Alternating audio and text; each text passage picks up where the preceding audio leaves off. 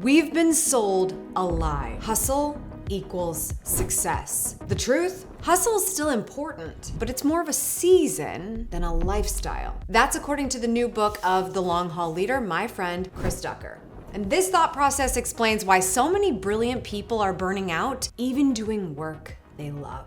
Today, I want to take you through his Life OS framework from the book. It proves that you don't have to choose between impact and balance. You can actually have both. And I would know. I have 2 kids, 3 and under. I'm running multiple businesses as a leader, as a manager. I'm in the middle of writing one book, revamping another. And oh, right, I have friends and family I like to talk to.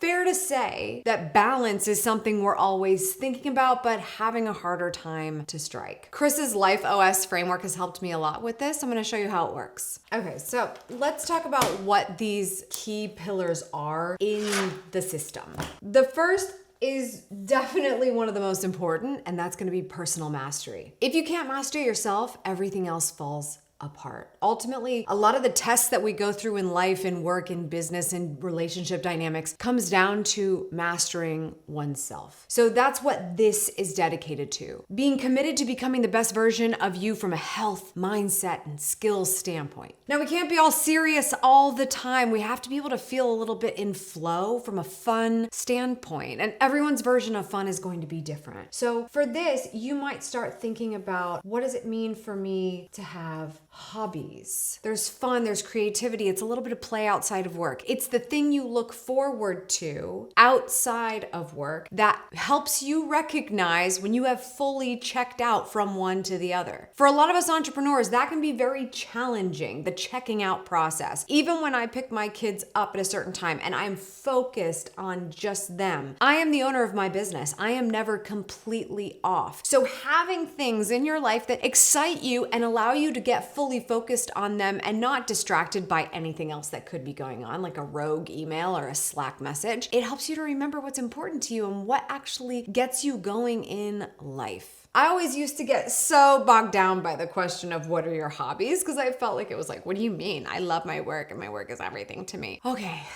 Young Amy, we need to go back to that point in time. We might have been able to prevent a few things. Wouldn't change anything because you learn a lot in the process, but having hobbies, the things that are fully, completely just cool, chill, relax. I love watching Chris's Instagram. One of his things that is a great hobby is, I don't even know how you would say it, but let's call it pruning a bonsai tree. I know they're called bonsai trees. I don't know if it's called pruning.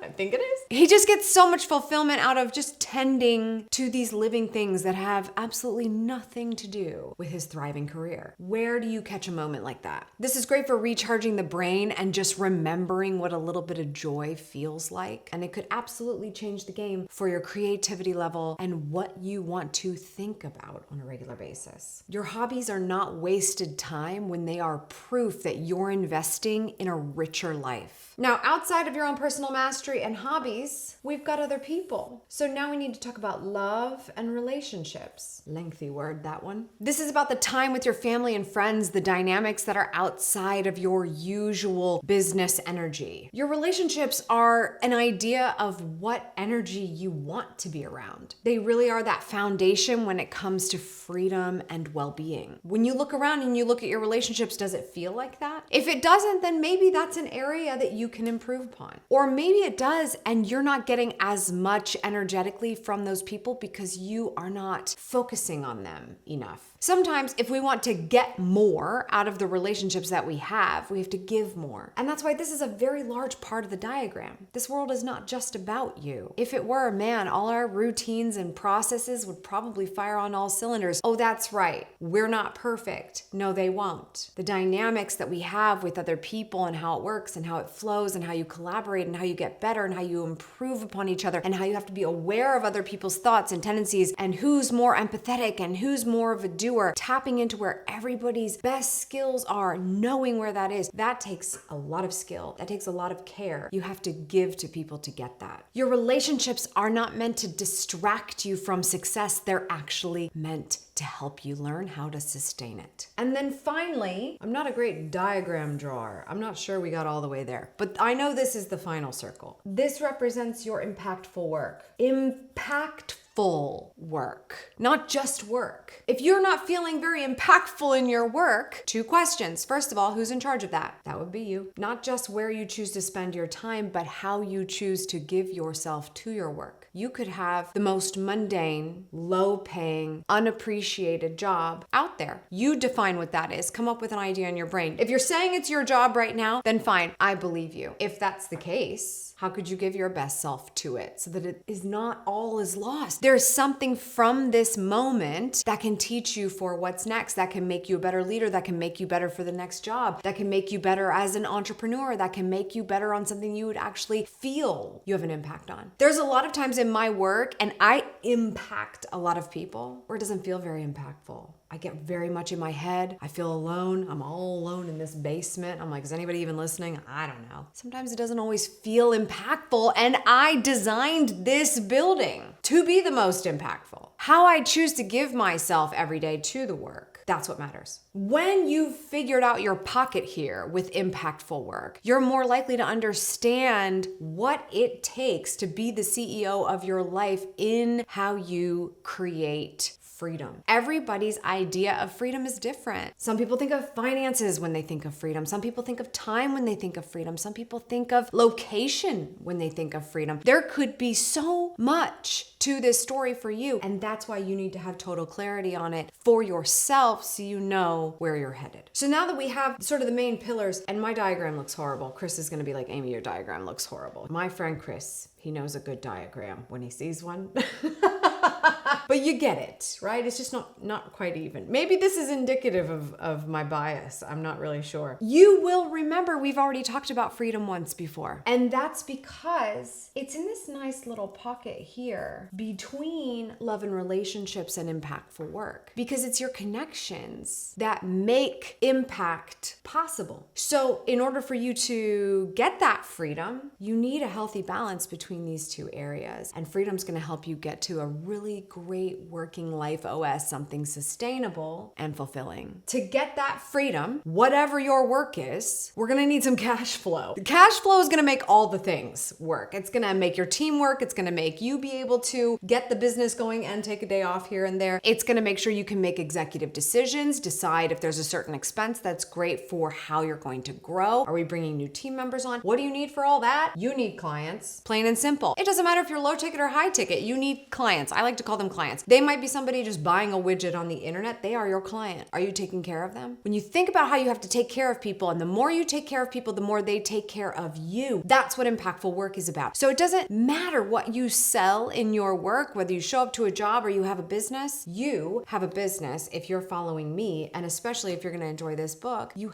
have to think about how you serve your clients. And that is going to pay you back, not just because it funds the business, but because it makes the business make sense. You can't just have a business in a vacuum. You have to make sense of what the value is by implementing it into someone's life or into a business's function, whatever it is that you do to provide value. Now, something I love, before I get to this last one here, which is really a favorite topic of mine, spoiler alert, you probably know what it is, but I want to go to this one between relationships and hobbies. And what Chris talks about here is something that adds to the fulfillment of your life and it working and it being exciting is the things that you remember. What memories are you creating in what you do? It's very likely, if you can think of a fond memory right now, it's very likely there was someone else involved. Was there someone else involved in a fond memory for you? Then that's why we have it tied to relationships. And even better if it was tied to something that just purely gives you joy, a story you can point back to. There's a reason why in business we do a lot of analogizing or sharing metaphors and stories. It's because we want people to be able to see themselves in the narrative. I want you to be able to see yourself in a moment where it makes sense to you. And the only way to make sense to you about something that might be uncharted territory is for me to share a story. So while it's like, I don't have time for hobbies, I'm trying to keep things busy and move it along. Well, the less tied into real life with real people and real situations and crazy moments or embarrassing things that we'll never forget. Those stories, those memories are going to help you to become better in every way. They make you more fully formed, more cultured, more open-minded, more empathetic. So think back, like, what are the memories that you're creating? And if you feel like the fond memories have yet to come, then what are we building for? What are we building toward? What are we trying to create? What do you hope to see happen more often? What moment do you hope to capture at any time in your life that hasn't happened yet? How can we start to think about what should be happening more often on a daily basis for you to balance it out so that these things are more likely to happen? What memories do you want to create? And finally, you probably guessed it, my favorite topic is time. Something that you master more of in your life is time as you become more of a personal master. Part of becoming more of a personal master, getting better in yourself, taking care of what it means to manage. We don't talk about time management here. I've been telling you, it's not about time management. It's about energy management. What are you doing to give yourself more energy? That takes personal mastery. That takes doing hard things so that you can do the fun things. That is why hobbies are going to have time. They're going to have space. You're going to be able to enjoy them without being worried about everything else going on all the time. You still will a little bit, but not all the time. Because when you get better about the basics for success and the things that must happen because they move the needle to the greatest degree, then you have time for the fun stuff. The number one question I get, Amy, do you even do anything fun? I hope you calendar block fun things. Do you even date your husband? Do you even get to just do a whole lot of nothing and enjoy it? Do you just have fun with something and not turn it into content or a course or whatever, a product? Yeah, I do. But my mom told me when I was young, you have to do your have-tos before you do your want-tos. And that has become true a lot in my life. The good news is, because I'm so dialed in now about doing the have-tos that are extraordinary to me, filming content reaches people, builds my business. Going to the gym gives me energy, makes me feel good. Doing the have-tos at my earliest opportunity gets me to my want-tos real quick. One of the main things that was on the docket for us in my business was that I had to move my coaching call time. I had originally scheduled it for 3 p.m. Eastern time, and that was great. I loved it. But then I enrolled my daughter into a new school, and she was going to be ending her day a lot earlier at a certain point in order for me to be able to pick her up because I need to bring her home. And then I get to spend time with her. And then I get a lot of hours in the afternoon. Most parents don't. So months in advance, we said, let's move the time now. And we moved it up to 1 p.m. so that I'm always done by 2:30. Got my have-tos done. Let everybody know there's a change. My clients adjusted, no biggie. See you on Thursdays at 1. And now I end by 2:30. I pick my firstborn up at 3. This is an example of get your have-tos done before you get your want-tos. I want to spend the whole day with my kid. It's not possible. I have other areas of my life OS that I need to fill. And so in order for me to get my impactful work done and to have that freedom, I talk to my clients and then I make the appropriate time to meet with them. The amount of time I meet with them per week is all I'm going to meet with them. I must sustain that model so that I can make memories with my kids. That's what I'm designing for. Ultimately, you end up with the ultimate life OS. A solid life OS means you don't have to rely all the time on hustle. When you have personal mastery, hobbies, love and relationships, and impactful work, they support each other to give you that fulfilling feeling in your life. This is what helps you avoid burnout and ultimately what success should look like. Check out details for the Long Haul Leader in the description down below. I highly recommend. You'll probably see my name in there somewhere. You know for sure I like a book if we talk about it here on this channel. If you want to keep building a system that prevents burnout, check out my video, How I Stay Motivated to Get Things Done, and I'll see you there.